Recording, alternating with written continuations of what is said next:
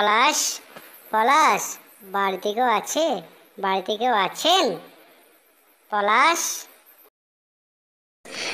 ও তো বাড়িতে নেই, ও তো সকালে বাড়ি থেকে বেরিয়ে গেছে। তুমি কি ওকে খুঁজে পাওনি? কোথায় গেল সে? দাদা, ও দাদা, তুমি কি এদিকে থাকো? তা তুমি কি এদিকে পলাশকে যেতে দেখেছো? পলাশকে তুমি একবার ফোন করো না, বা তুমি একবার ওর স্ত্রীকে দিয়ে ফোনটা করাও না। হ্যালো, তুমি কোথায় আছো? তাড়াতাড়ি বাড়ি এসো, তোমার খোঁজ করছে। বেশি দেরি করো না, তাড়াতাড়ি এসো কিন্তু। আরে ভাই, কোথায় গেছিলি রে? সকাল থেকে তোর খোঁজ করেই যাচ্ছি। মাঠের ধারে গাছের উপরে একটি ডাইনি বুড়ি আছে, চল আমরা দেখে আসি। চল চল, তাড়াতাড়ি চল। আরে তুই তাড়াতাড়ি আয় না রে ভাই, তাড়াতাড়ি আয়।